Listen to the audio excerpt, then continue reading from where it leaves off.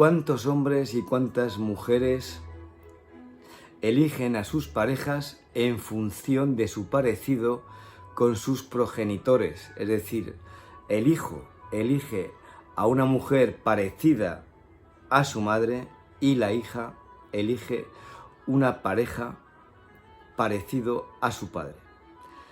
Suena un poco raro, pero es que es la verdad. Y entonces, ¿dónde podemos encontrar esa explicación? Esta explicación, ni más ni menos, la encontramos en ese psicoanalista que hace años descubrió que esto era un verdadero problema, lo llamó el complejo de Edipo para los hombres y lo llamó el complejo de Electra para las mujeres. Evidentemente todos, absolutamente todos, tenemos más o menos resuelto ese problema del complejo de Edipo o el complejo de Electra. Vamos a un poquitín a centrarnos en el complejo de Edipo, ¿no? Por ejemplo, que es el que me toca. Por ejemplo, que evidentemente, como todos, la salida de ese complejo de Edipo, es decir, de ese amor ideal, sobredimensionado, lo que uno pretende en la vida es tener un amor así. Es decir, es nuestro techo en lo que se refiere a amor, porque es el amor que lleva al hijo a enamorarse de su madre y a la madre a enamorarse de su hijo. Tristemente es así. Entonces, en esa relación, en esa fusión que existe de pequeño, puesto que el bebé depende de la madre, la madre ama a su hijo, lo quiere como su hijo que es, y él como la madre que es la única persona que realmente está presente para él. ¿Cómo salir de ahí? Es complicado, es muy complicado, pero se puede. Sobre todo actualmente vivimos unas relaciones de pareja complicadas, puesto que el hijo que aparece en la familia, la madre nota que ese hijo está totalmente, depende de ella, el niño depende de su madre, evidentemente, y ¿cuál es la función del padre? Porque tiene que estar ahí por algo. Pues debe romper esa relación. Esa es su labor, romper la relación que existe, esa relación de amor, esa relación tan estrecha que existe. El padre tiene que ir ahí para cortar esa relación. Evidentemente vivimos tiempos bastante complicados. Las mujeres son cada vez más independientes. Cada vez tienen más poder en la familia, económico, y diría mucho más, poder psicológico. El padre pasa en segundo lugar.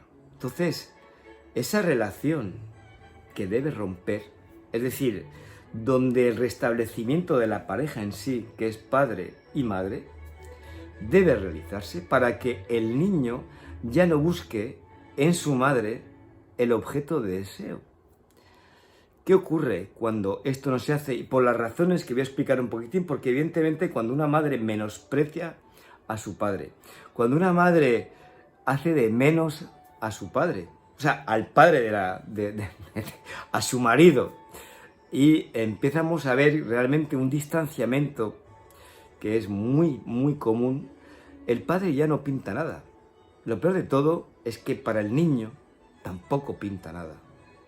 Por eso sale ese niño con un complejo de Edipo tan mal resuelto que sigue ese amor incondicional donde el objeto de deseo inconsciente, evidentemente, sigue siendo la madre y va, por lo tanto, a elegir parejas parecidas a su madre que evidentemente no le van a llegar ni al tobillo, puesto que el amor ideal es el de su madre.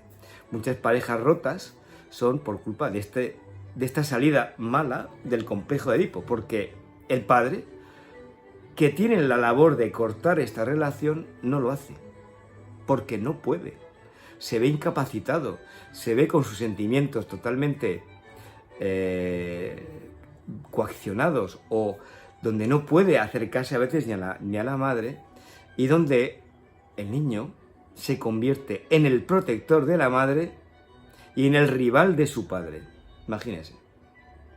Cuando la importancia del padre es capital, capital, porque si no, el niño seguirá siendo siempre el amor de su madre, es decir, donde el amor que tiene en su cabeza siempre será el de su madre y no saldrá de ahí hasta que no tome conciencia de este fenómeno. Y tiene que hacerlo, tiene que salir de ahí, tiene que salir de esa pareja que es él y su madre, y darle el sitio a su padre, darle el sitio real en su mente.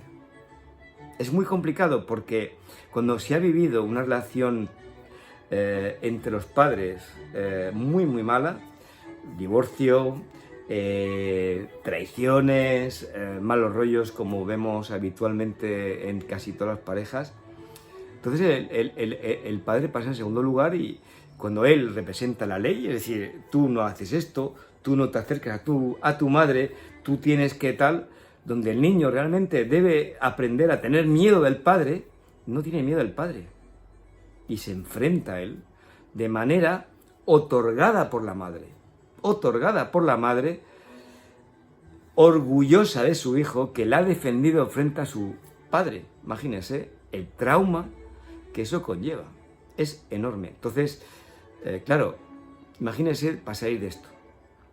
Lo voy a contar en otro vídeo para que esto que estoy ahora mismo diciendo tome una dimensión mayor y vamos a hacer de tal forma que esto se pueda solucionar, aún años y años después de haber vivido esto que estoy contando. ¿De acuerdo?